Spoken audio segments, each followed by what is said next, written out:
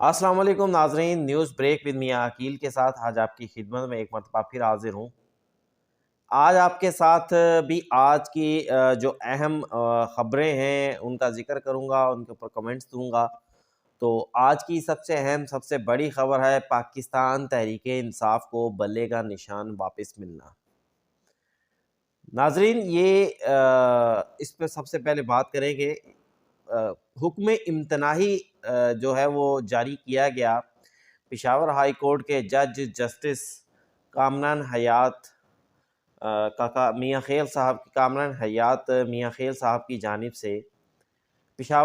جس میں کہا گیا کہ جناب اسلام آباد جو الیکشن کمیشن کا جو حکم ہے جس میں پاکستان تحریک انصاف سے بلے کا نشان لے لیا گیا تھا وہ واپس لے لیا گیا۔ ناظرین، سب سے پہلے تو یہ کیس کی کارروائی آپ سے شیئر کرتے ہیں۔ میں آپ کو بتاتا چلوں کہ 2:30 بجے کے قریب جو ہے وہ الیکشن کمیشن آف پاکستان سے پاکستان تحریک انصاف کو جو بلے کا نشان واپس لینے کا جو فیصلہ تھا اس کا جو سرٹیفائیڈ کاپی ہے وہ دی گئی، جبکہ دوسری جانب پشاور ہائی کورٹ میں مقدمے کی سماعت جاری تھی۔ یعنی ظاہری بات ہے اس مقدمے کی سماعت کے دوران سرٹیفائیڈ کاپی نہیں لگائی گئی، ساتھ بغیر سرٹیفائیڈ کاپی کے ہی یہ کیس فائل کر دیا گیا۔ اب دوسری جانب 4:30 بجے کے قریب اس کیس کا جو ہے وہ فیصلہ آ گیا۔ اب ناظرین، اس کیس کے اندر جسٹس کامران حیات صاحب کاکا خیل صاحب جب اس بینچ کو سن رہے تھے، ایک طرف تو ایڈیشنل اٹارنی جنرل عدالت میں پیش ہوئے، انہوں نے یہ استدعا کی کہ یہ معاملہ ڈویژنل بینچ میں جانا چاہیے، جسٹس کامران حیات صاحب کو جو ہے وہ اس کے اوپر کسی بھی قسم کا کوئی حکم جاری نہیں کرنا چاہیے۔ اور دوسری جانب پاکستان تحریک انصاف کے وکلاء کی جانب سے یہ موقف اپنایا گیا کہ جناب بلے کا نشان واپس لے لیا گیا، جس کی وجہ سے ناقابل تلافی نقصان ہو گیا۔ الیکشن کمیشن کے فیصلے کا جو فیصلہ ہے وہ قانون کے مطابق درست نہیں ہے۔ الیکشن کمیشن نے پاکستان تحریک انصاف کو 20 روز میں انتخابات کروانے کا حکم دیا، جس کے اوپر عمل کرتے ہوئے 20 روز کے اندر انتخابات کروا لیے گئے۔ تاہم کسی بھی ممبر، جو 8 لاکھ ممبرز ہیں پاکستان تحریک انصاف کے،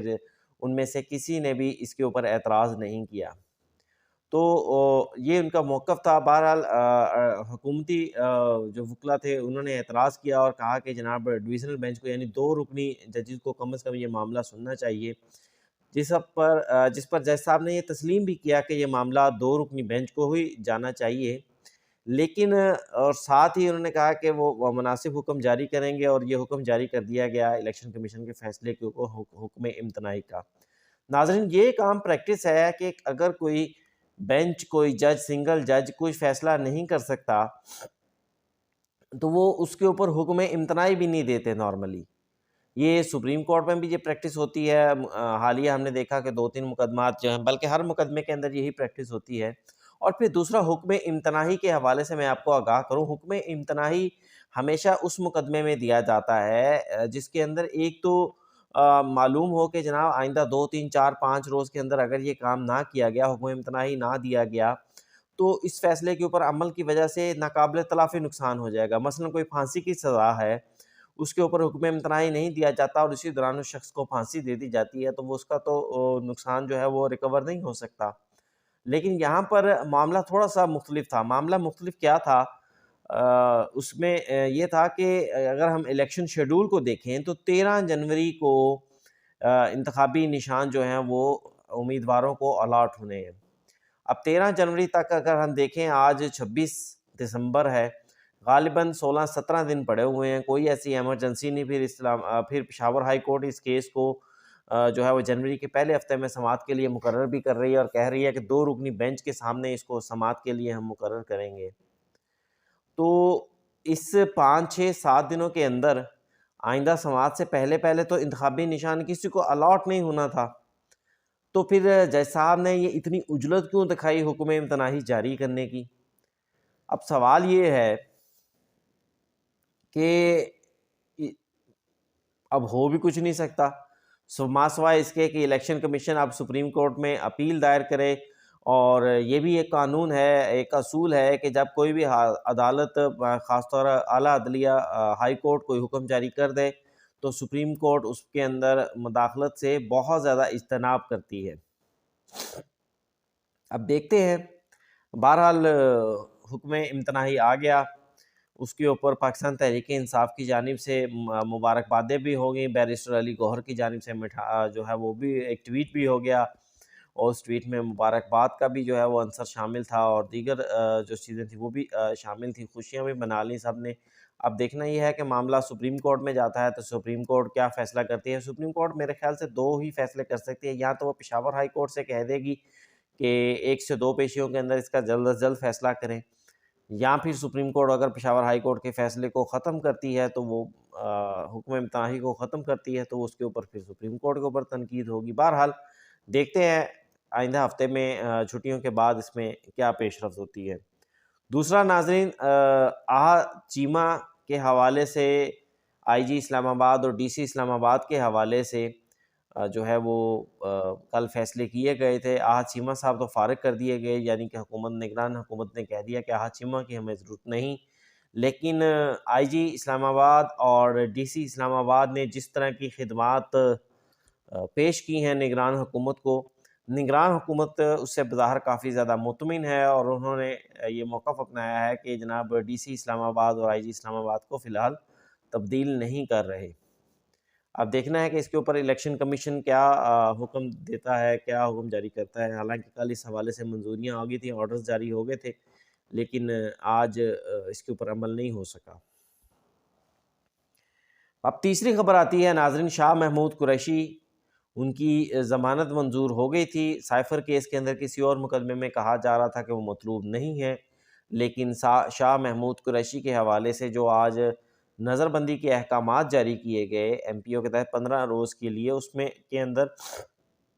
یہ بڑا واضح طور پر لکھا ہے کہ ڈی سی اسلام آباد نے سی سی پی او راولپنڈی کے حکم کی سفارش کے اوپر جو ہے انہیں نظر بندی کرنے کے احکامات جاری کیے جا رہے ہیں، اور ان احکامات کے اندر یہ کہا گیا ہے کہ شاہ محمود قریشی جو ہے وہ 9 مئی کے واقعات میں ملوث ہیں، مقدمات میں ملوث ہیں، تو اس حوالے سے ان سے تحقیقات کرنی ہے، تو ان کی جو ہے گرفتاری ہے یا ان کو حراست میں ہونا ضروری ہے، تاکہ ان سے جو ہے مؤثر تحقیقات کی جا سکیں، جس کے لیے انہیں 15 روز کی نظر بندی کے احکامات جاری کیے گئے ہیں۔ پھر ناظرین، اب 2 پیش رفت سپریم کورٹ کے بھی حوالے سے ہیں۔ ایک پیش رفت تو سپریم کورٹ آف پاکستان میں لیول پلینگ فیلڈ کے جو سپریم کورٹ کی جانب سے حکم دیا گیا تھا الیکشن کمیشن کو، اس کے اوپر توہین عدالت پاکستان تحریک انصاف کی جانب سے دائر کر دی گئی۔ اب پاکستان تحریک انصاف کی اس کو آپ اچھی پالیسی کہیں یا بری پالیسی کہیں، لیکن ایک چیز ان کی ہے کہ وہ درخواست بازی بہت زبردست کرتے ہیں، اور پھر اس کے اوپر واویلا تو ماشاءاللہ کیا ہی بات۔ تو ناظرین، پاکستان تحریک انصاف کی جانب سے آج ایک درخواست سپریم کورٹ آف پاکستان میں دائر کی گئی۔ سیکرٹری الیکشن کمیشن، سیکرٹری داخلہ، چاروں صوبائی حکومتوں کو جو ہے اس میں فریق بنایا گیا، اور کہا گیا کہ جناب سپریم کورٹ آف پاکستان نے الیکشن کمیشن کو احکامات دیے تھے جن پر عمل نہیں کیا جا رہا، اس لیے جو ہے وہ کنٹیمپٹ کی کارروائی چلائی جائے۔ تو ناظرین، اس مقدمے کے اندر جو سپریم کورٹ آف پاکستان نے، اس کے اندر ڈائریکشن آبزرویشنز تھیں بہت ساری، کہ جناب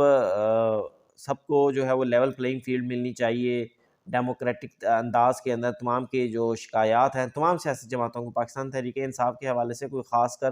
اس کے اندر ڈائریکشنز نہیں تھی، تمام شکایت کنندگان کو جو ہے وہ الیکشن کمیشن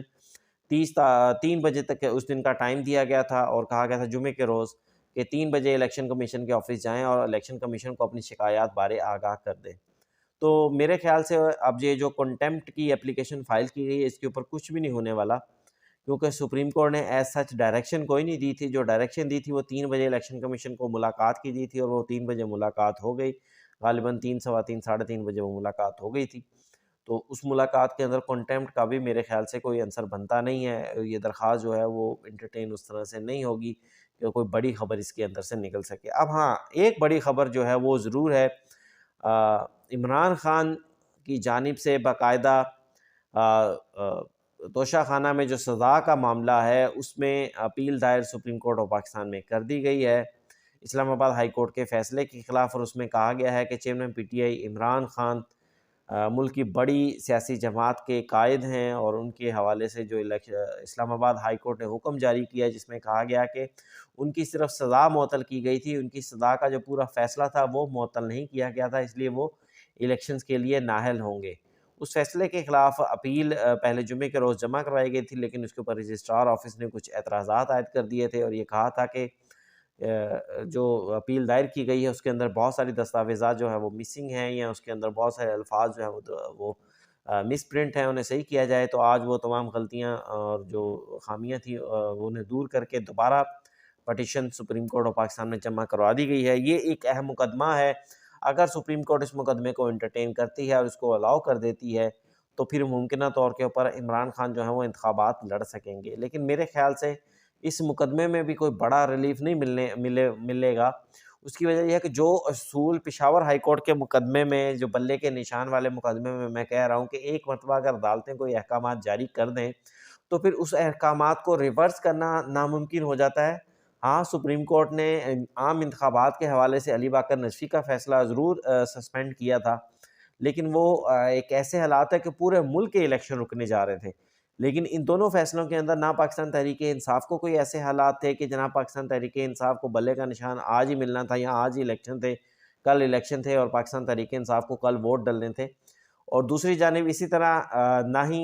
فوری طور کے اوپر جو ہے وہ عمران خان کے حوالے سے جو اسلام آباد ہائی کورٹ کا فیصلہ ہے، اگر اس کو سسپینڈ نہیں کیا گیا تو جناب فوری طور کے اوپر مشکل ہو جائے گی۔ 12 جنوری تک جو ہے حتمی فہرستیں سپریم وہ الیکشن شیڈول کے مطابق لگنی ہے۔ کاغذات نامزدگی اس میں واپس لینے کے حوالے سے بھی جو ہے وہ 12 جنوری آخری تاریخ ہے، اور 13 کو انتخابی نشان الاٹ ہونے ہیں۔ تو سپریم کورٹ آف پاکستان اس میں بھی یہ ڈائریکشن دے سکتی ہے کہ اسلام آباد ہائی کورٹ عمران خان کی توشہ خانہ اپیل کے اوپر جو ہے وہ حتمی فیصلہ کر دے، اور اگر سزا اسلام آباد ہائی کورٹ برقرار رکھتی ہے تو پھر یقینی طور کے اوپر عمران خان آؤٹ ہو جائیں گے، اور اگر اسلام آباد ہائی کورٹ اس فیصلے کو سیٹ اسائڈ کرتی ہے، ٹرائل کورٹ کے فیصلے کو، تو پھر عمران خان جو ہے وہ الیکشن لڑ سکیں گے۔ ناظرین، یہ تھی آج کی اہم جو تھی ڈیولپمنٹس میں نے آپ کے ساتھ شیئر کی۔ ویلاگ اگر آپ کو اچھا لگا ہو تو اس کو لائک کیجیے گا، سبسکرائب کیجیے گا اور شیئر ضرور کیجیے گا۔ مجھے دیجیے اجازت، اللہ حافظ۔